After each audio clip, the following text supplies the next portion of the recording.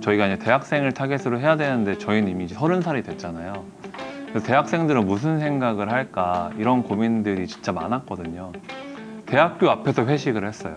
그래서 그 회식을 하면서 1시간 동안 아무 말도 안 하는 거죠. 걔네들이 무엇을 고민하면서 술을 먹는지, 어떤 걸 해결해주면 좋을지를 좀 들어보고 실질적으로 이제 그걸 서비스에 적용을 하는 거죠. 안녕하세요. 저는 아모레퍼시픽에서 라브에이시라는 브랜드의 브랜드 매니저를 하고 있는 이재원입니다. 제품 출시 전에 브랜드를 좀 정의하고 그 다음에 그 브랜드가 지향하는 점에 대해서 이제 여러 가지 조사들을 통해서 제품을 출시하는 일까지 하고 있습니다. 저는 총 14년 정도 일을 했고요. 원래는 광고 대행사에서 일을 시작했었고, 뭐 모바일 플랫폼에도 있었고, 그 다음에 F&B에도 있었고, 스타트업도 있었고, 그리고 지금 여기 뷰티 회사까지 와서 일을 하고 있습니다. 내가 무엇을 더 채워야겠다로 고민을 했던 것 같고요. 그 무엇이 있는 곳에 가서 일을 했었어요. 계속 좀 새롭게 접하면서 마케팅을 할 수 있는 방법이 되게 무궁무진하거든요. 그래서 그 새로움들을 쫓으면서 결국은 재미있는 일까지 하게 되니까 그런 부분이 좀 장점인 것 같아요. 브랜드가 주장하는 바가 이제 먹히는 시대는 좀 끝난 것 같아요. 그래서 지금은 소비자들이 알아서 재밌어하고 알아서 이걸 좀 퍼다 날라주는 이런 것들이 좀 브랜딩의 핵심인 것 같은데, 코카콜라가 최근에 한류 맛을 냈잖아요.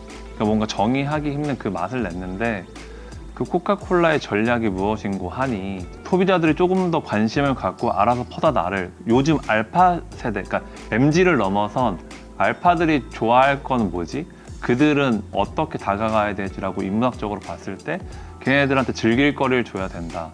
그래서 저는 한류 맛 했을 때 기억이 엄청 남잖아요. 사실 그 맛이 궁금하진 않거든요. 그냥 궁금해서 한번 먹을 수는 있겠지만 결국 그게 컨텐츠가 돼서 야 한류 맛 나왔대, 구라치지 마 하면서 찾아보고 있네?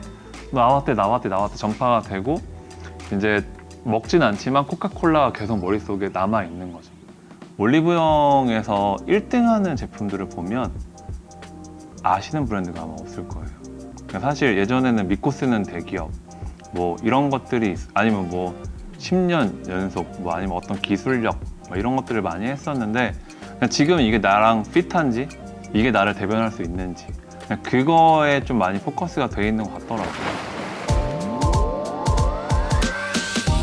운동화를 너무 좋아해서 어릴 때 나이키 운동화를 너무 갖고 싶은 거예요. 초등학교 때.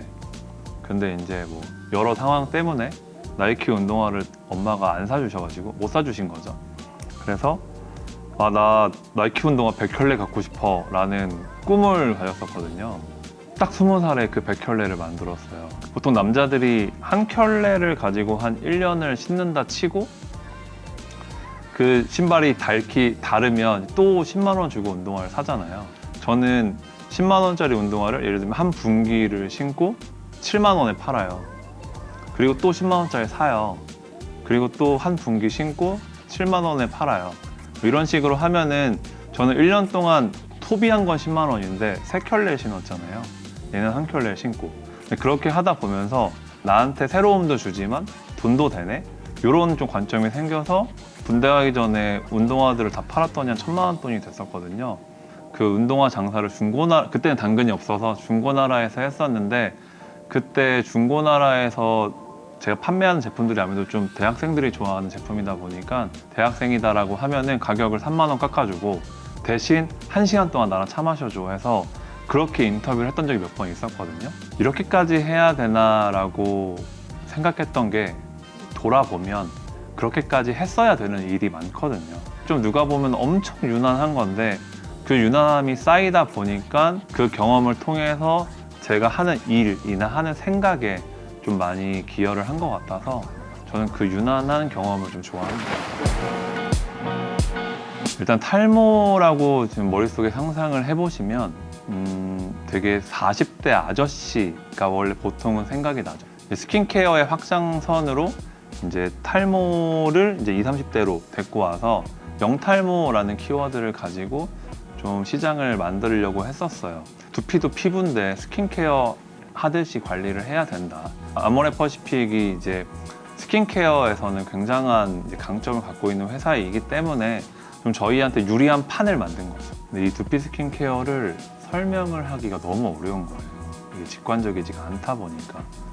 그래서 그 당시에는 이제 처음 만나는 두피 스킨케어 뭐 이런 식으로 했었는데 아예 이거를 좀 초월해서 세상에 없던 두피 스킨케어로 바꿔버렸어요. 그래서 아예 그냥 이거 다른 거야. 이거 그냥 새로운 거야. 연구소도 세상에 없던 연구소다. 샴푸엔 없고 라보에 있지. 해서 라보에 있지. 이렇게 이어지는 좀 키 메시지를 개발을 해서 좀 캠페인을 진행을 했었고요. 그 시즌마다 또 중요한 키워드들이 있어요. 여름에는 덥고 가렵기 때문에 좀 쿨링이 좀 중요하고 쿨링 시즌을 어떻게 잘 커버할까 고민하다가 그냥 두피가 되게 사이다처럼 시원하다라고 딱 그냥 생각을 했을 때 너무 시원해 보이는 거예요. 그래서 칠성 사이다에 바로 메일을 썼죠. 칠성 입장에서는 사이다라는 키워드가 계속 화제가 되다 보니까 조금 더 젊은 이런 이미지를 만들 수도 있고 이게 좀 잘 맞았던 것 같아요.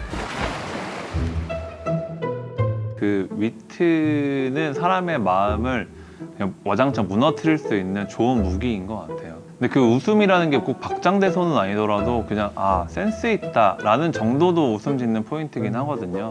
그러니까 모든 브랜딩이든 프로모션이든 제품이든 그 시작은 고민인 것 같아요. 어떤 고민을 우리가 해결해 줄 수 있는가. 고객의 고민을 해결해 줄 수도 있고 기업에서 이제 KPI라고 얘기하는 고민을 해결하는 것도 방법인데 피자헛의 고민은 올림픽 시즌 되면은 사실 월드컵도 마찬가지고 그때 이제 배달시키려고 보면은 치킨 먹는데 2시간 걸리거든요.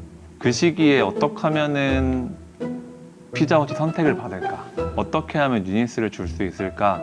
라는 생각들을 좀 많이 하는 시기였어요. 근데 그때 평창올림픽이라는 것들을 계속 듣다 보니까 갑자기 이제 팽창이라는 키워드가 틱 걸린 거예요. 근데 생각해보면 피자도 치즈 토핑 추가하는 옵션이 있고 콜라도 500ml를 주지만 또 1.25L로 올라가는 것도 있거든요. 그래서 그 두 가지 키워드가 팽창이라는 키워드로 묶이더라고요. 그래서 팽창 투게더라는 좀 키워드를 가지고 그 평창올림픽 기간에 팽창 프로모션을 했었고 그 당시에 팽창 투게더가 그 MBC 마케팅에 좋은 사례로 소개가 돼서 외신에도 나오게 됐고요. 저는 50살에 제 책을 내고 싶은데요. 그 책의 제목이 좀 저의 철학이랑도 이어져 있거든요.